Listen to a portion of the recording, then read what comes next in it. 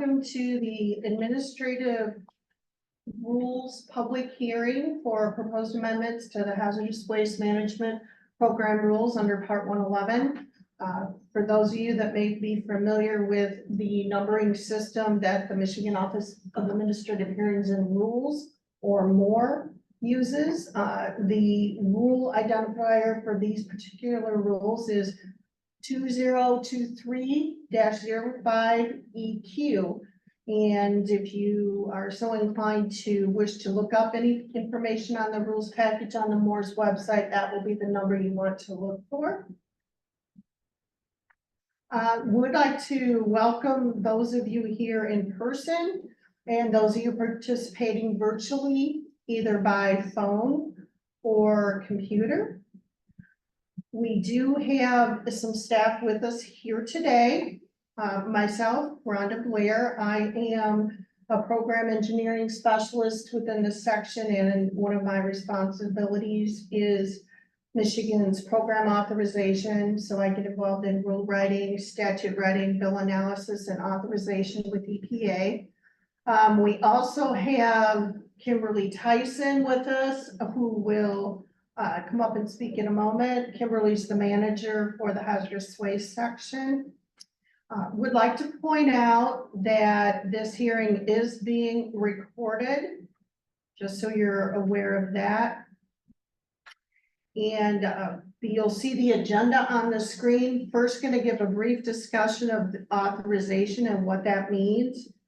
We'll then talk about the proposed amendments themselves, the rule promulgation process. Then we will switch and Kimberly will come up and talk about how we're going to solicit public comment, and then the hearing will close when all those that have indicated they wish to speak have had an opportunity to do so.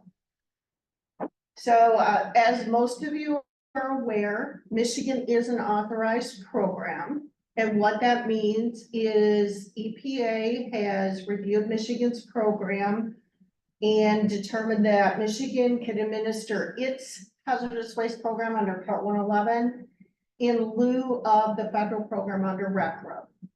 That initial authorization was granted in October of 1986.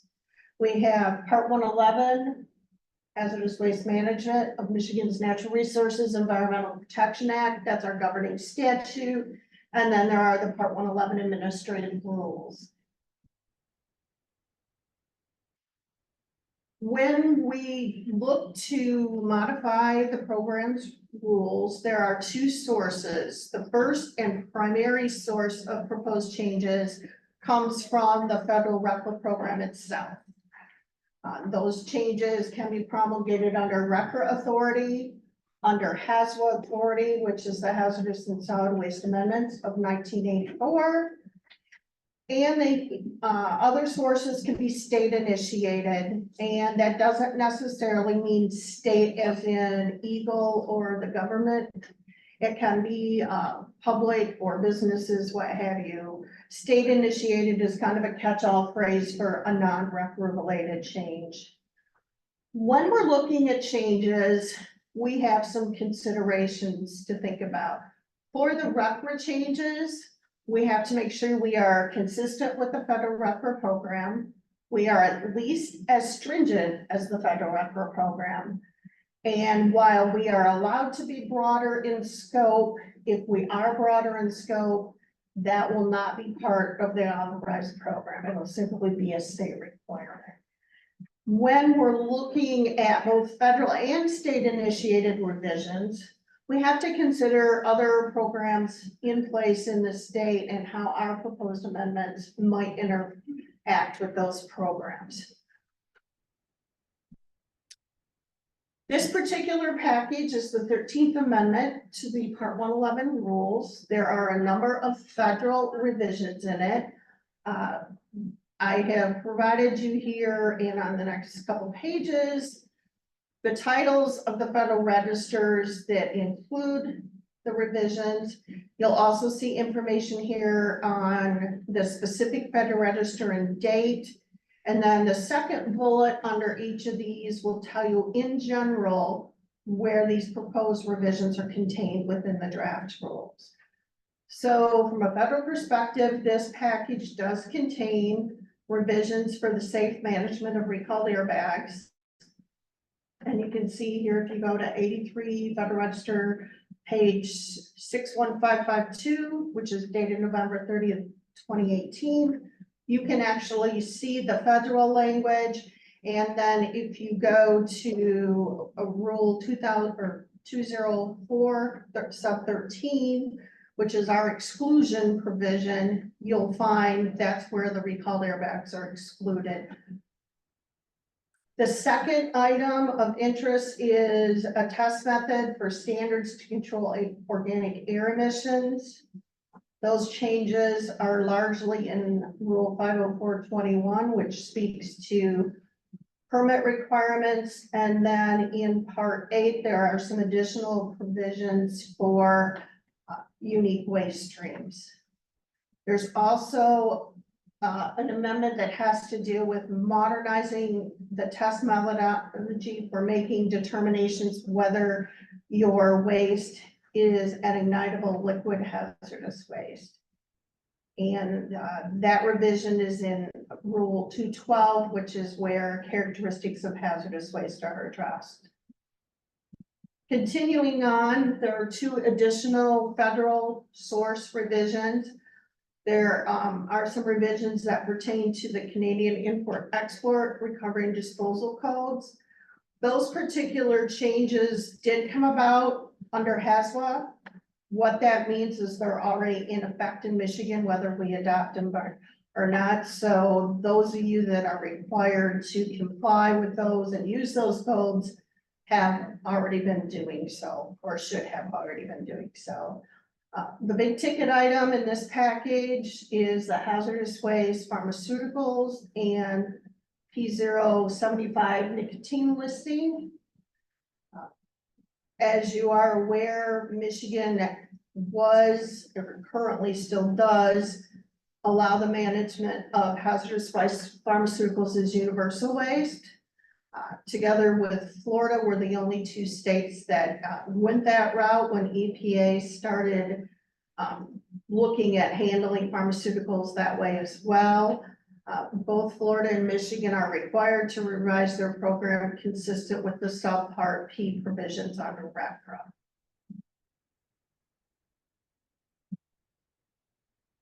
State initiated changes. There are a few as well.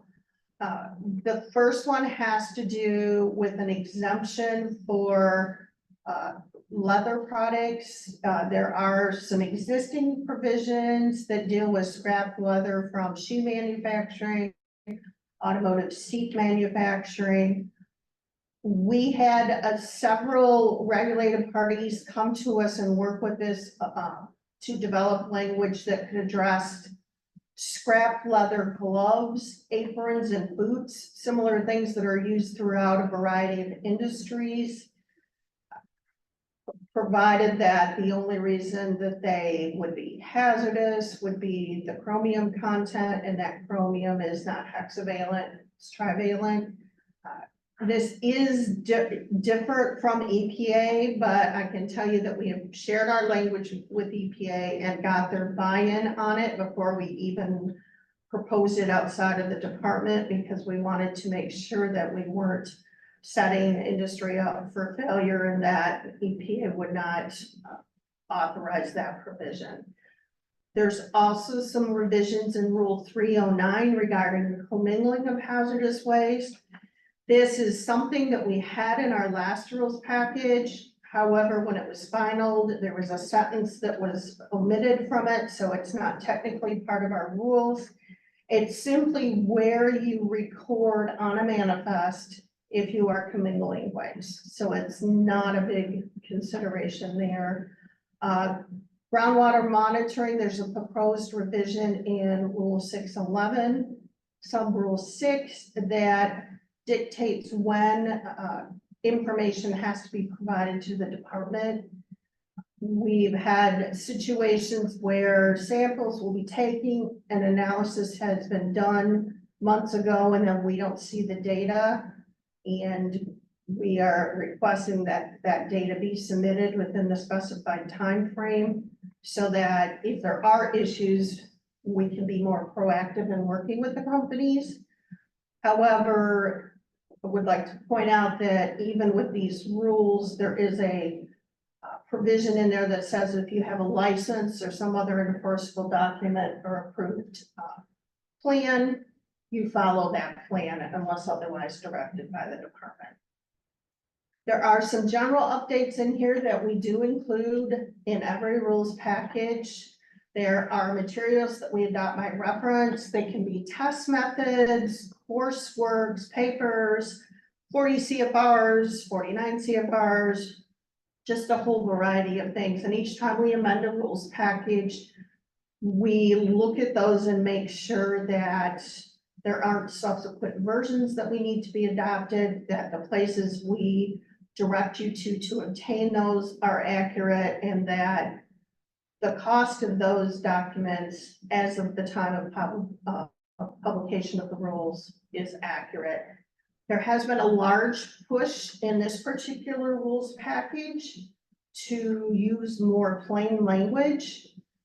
For those of you that have had an opportunity to look at the package, it is roughly 300 pages in length. I think there's only one or two rules that aren't in there, and that was done on purpose so that we could make that plain language consistent throughout the regulations.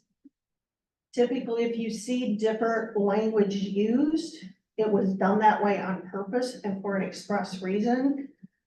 But if rules don't get modified over time, some of the changes in the language that we use could infer that they have different meanings. So we made an effort to try to be consistent with that language throughout the rules. You'll also see some changes to the left margin format.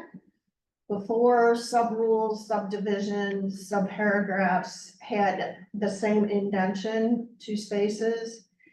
Now what you'll find is as you go down deeper into the structure of a rule, each time you go down a level, you will indent 1 additional space. So hopefully it will take some getting used to, but it will allow you to find some of those nitty-gritty details that are buried down in subparagraphs and subdivisions easier, because you'll be able to glance at a page and look at the formatting.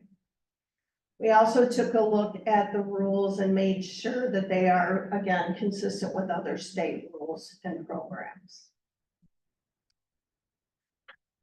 Now, just briefly talk about the promulgation process. One of the major questions that I typically get is, when will these rules be in place, or why is it taking so long, or where are you at in the process? So I wanted to insert this slide and try to help those that aren't familiar with the process visualize it. There is a request for rulemaking process. That is where you put more, and the rest of our department, I noticed that you're proposing rules. And that is where more will give you that identification number that is unique to your package. For this one, again, it's 2023-05EQ. Following that, you submit the draft rules to Moore and the Legislative Service Bureau for informal reviews. Those are sequential reviews. Then once you get to that point, you develop a regulatory impact statement. That is a form that you fill out, a variety of questions regarding what the agency considered, what it did not consider, how it relates to other similar rules at the federal and state level, and what some of the expenses could be. Then you open your public comment period and you have a public hearing. So as you can see by this slide here in the red arrow is you are here, if you will. We are at the public comment portion of the promulgation process. We allow 45 days for comment, 30 before and 15 after our public hearing. So the public comment period for this particular package closes on September 4th. For those of you that are submitting via mail, snail mail, so to speak, it just has to be date stamped by them. We recognize that that does take some time. After that process, we take a look at the comments, we do a response to comments and compile a report to JCAR, which stands for Joint Committee on Administrative Rules. They take a look at it. Sometimes we testify in front of them, sometimes we do not. Following that process, there's a formal certification by Moore, and then once that takes place, our director will formally adopt those provisions. That's his way of affirming that, yes, he authorizes these rules. The rules will then be submitted to the Office of Great Seal for filing, and then they take effect 7 days later. You can see at the bottom of the slide there, we're expecting the rules to be effective at the end of 2024. That is obviously dependent on the volume of comment we get through the public comment period. And then when we submit the package to JCAR, when JCAR is meeting, the rules are required to sit with JCAR for 15 of its meeting days. And that can take, if they're meeting a lot, that can take place over the course of like 1 or 2 months. If they're not meeting a lot, it can take more time. They do have the ability to waive that requirement. That is not a common occurrence, but it is something that they could do, which is basically get out of jail free card. You get to bypass that process and go right to promote certification. Whoops. Did I? Okay. So with that, I'm hoping that you feel a little more comfortable with the content of this package. And I'm going to ask Kimberly to come back up and do the comment part of the hearing. And then I will be back after Kimberly to just run through a couple different notes.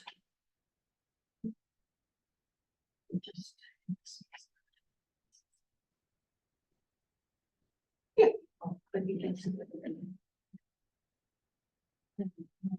Well, good afternoon. As Rhonda said, my name is Kimberly Tyson. I am the section manager for the Hazardous Waste section, and I will be serving as the hearings officer this afternoon. So I would like to now begin the formal public hearing part of this. The intent of the hearing is to obtain public comment on the proposed rule revisions.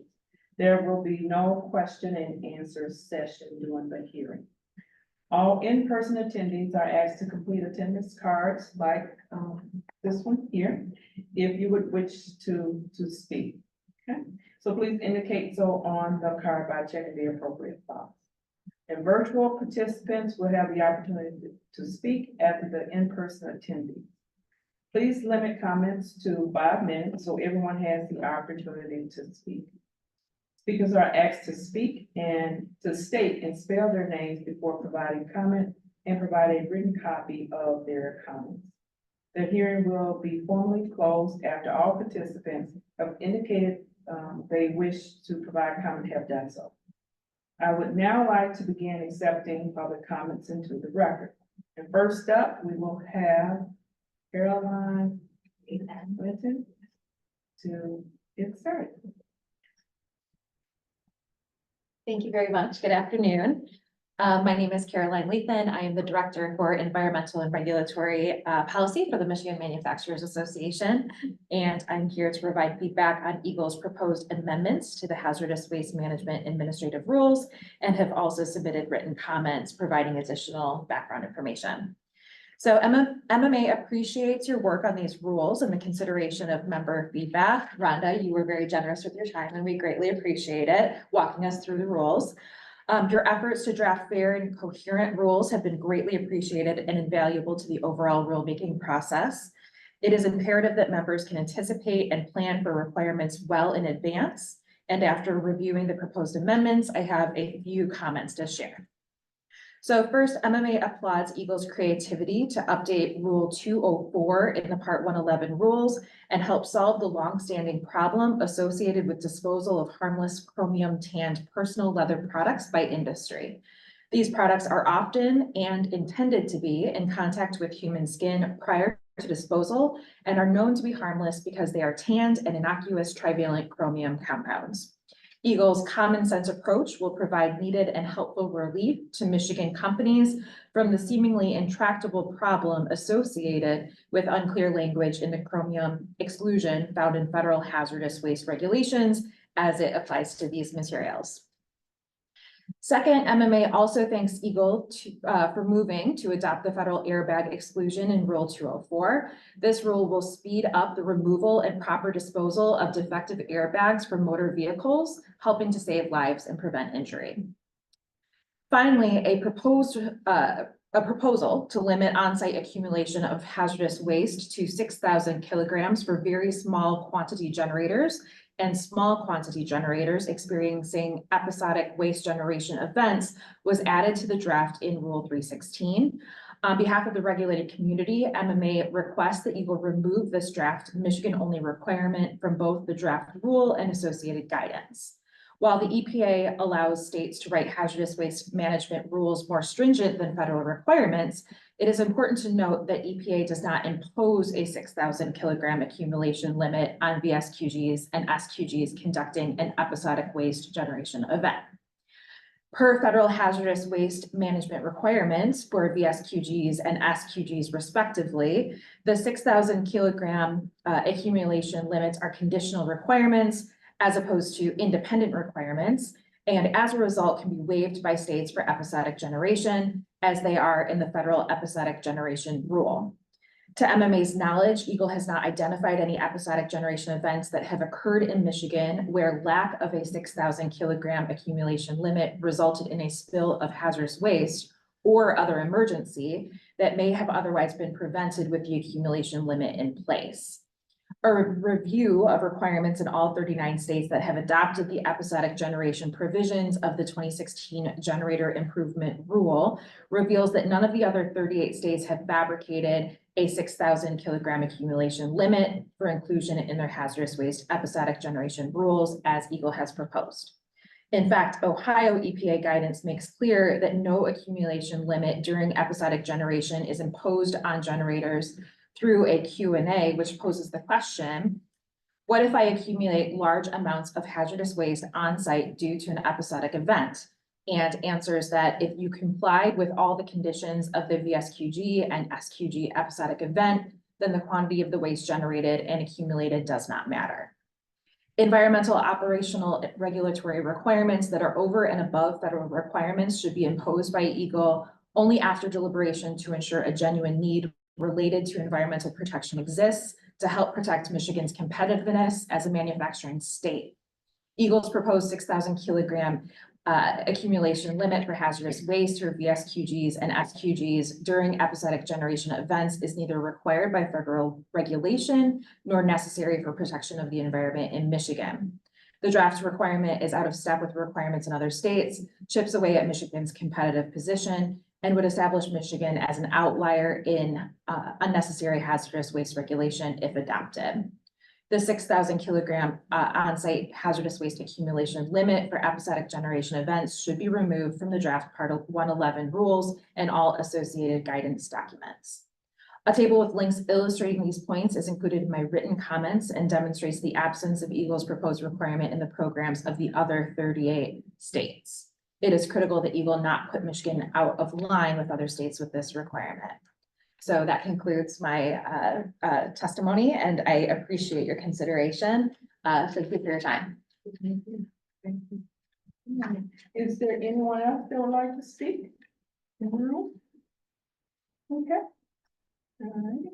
So seeing that there's no more persons in attendance that wish to speak, I will turn it over to our virtual participants.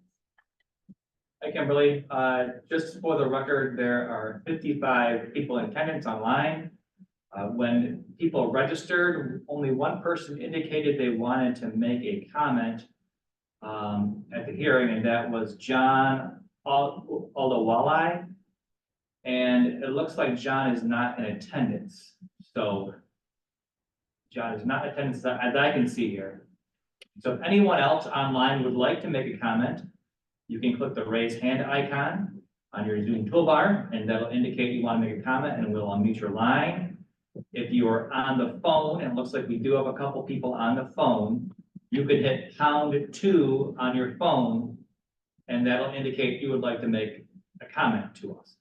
So we'll leave it open just for a minute, Kimberly, and see if anybody wants to make a comment. You can click the raise hand icon and let us know.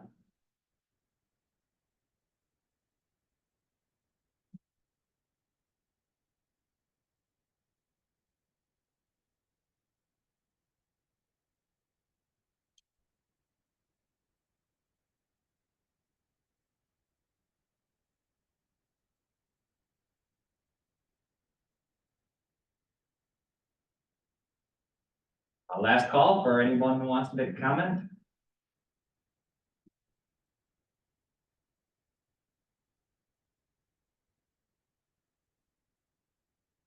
Okay, there is no one that indicated they would like to make a comment online, Kimberly. Okay, all right, I will now close the hearing at 1:57 p.m. Rhonda will now provide a brief closing.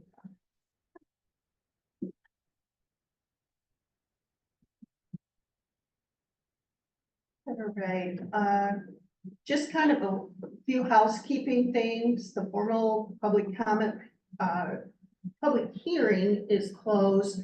However, you still have, as I mentioned earlier, until September 4th, close of business to submit comments electronically or through the phone. And if you're submitting them through snail mail, you may just make sure they're postmarked by that date. Comments, there are two ways you can submit them. Our section has went to use of an electronic mailbox. So you may submit your comments to the mailbox noted on your screen, or you may submit them through mail at the address shown on the screen. There is no preferred way necessarily. They will both get to me. The draft rules are available on Moore's website.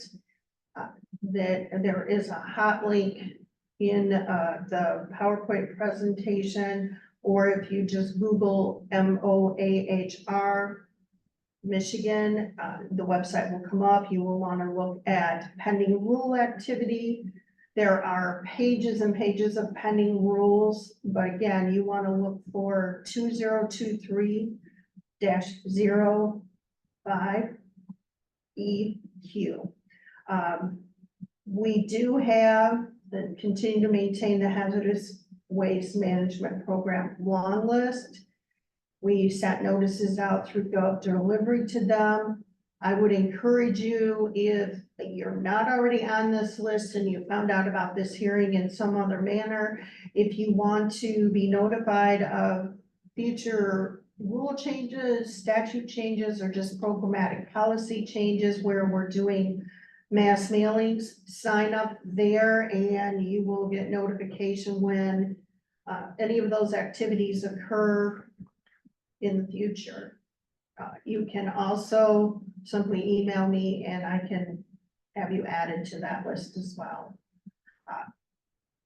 I apologize. I know the #1 rule when making slides is don't use acronyms, but I can't imagine how small I would have had to make the font for the rules promulgation slide without using the acronyms. So I know I ran through them fast when we were talking, but this is a page of acronyms that if you are so inclined to go back and look at the slides, you can see what those terms mean. And, oops, let me go back. So with that, we are done. Again, welcome any comments that you may have by September 4th. My contact information is on there. If a question occurs to you after this hearing or when you take the information you learn back to your companies, please feel free to reach out and I'd be happy to help you understand what we're proposing. Thank you for attending.